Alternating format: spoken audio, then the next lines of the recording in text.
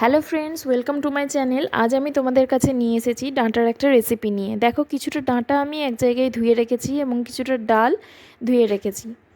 ভিডিওটা ভালো লাগলে লাইক, কমেন্ট, সাবস্ক্রাইব করো। ভিডিওটি শেষ পর্যন্ত দেখো। একটা হাঁড়িতে আমি কিছুটা জল নিয়ে নিয়েছি। এরপর ধুয়ে রাখা ডালটা এই জলের মধ্যে আমি দিয়ে দিচ্ছি। এরপর যে উপকরণগুলি দেব সেগুলো তোমরা দেখতে থাকো। ভিডিওটি না কেটে শেষ পর্যন্ত কিন্তু দেখো। প্রথমেই আমি দিয়ে নিচ্ছি হলুদ গুঁড়ো।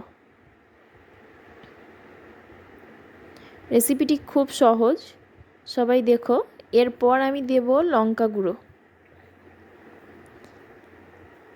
আর সবাই একবার বাড়িতে ট্রাই করে দেখতে পারো, দেখবে খেতে খুব সুন্দর লাগবে। এরপর আমি দিলাম ধনে গুঁড়ো।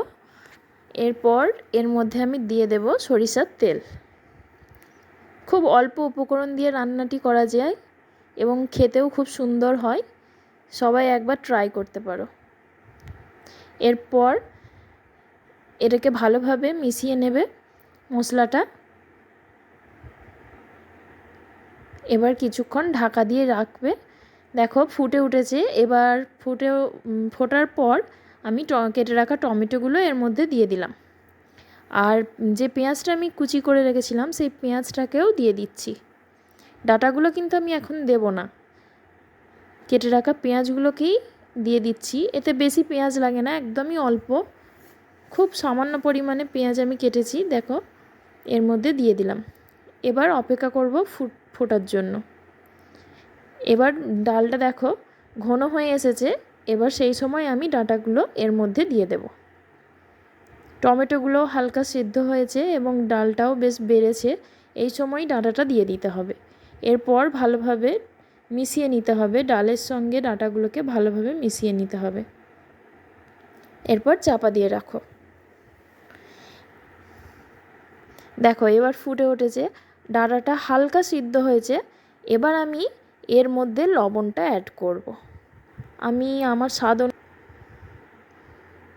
তোমরা যে যার মতো লবণ দিও। আমি আমার স্বাদ অনুযায়ী দিলাম, তোমরা যেমন খাও তেমনই দিও।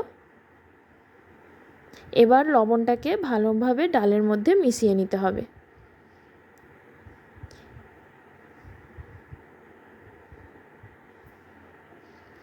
এরপর আমি জল অ্যাড করছি।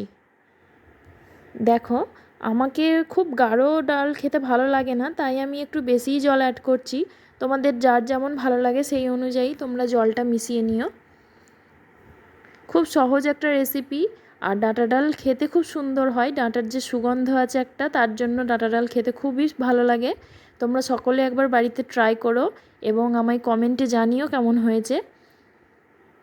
এরপর আমরা ফোটার জন্য অপেক্ষা করব। এবার ফুটে উঠলেই হয়ে গেল আমাদের ডাঁটা ডালের রেসিপি। ওকে ফ্রেন্ডস, দেখা হবে পরের ভিডিওয়। সবাই চ্যানেলটিকে সাবস্ক্রাইব করে দিও।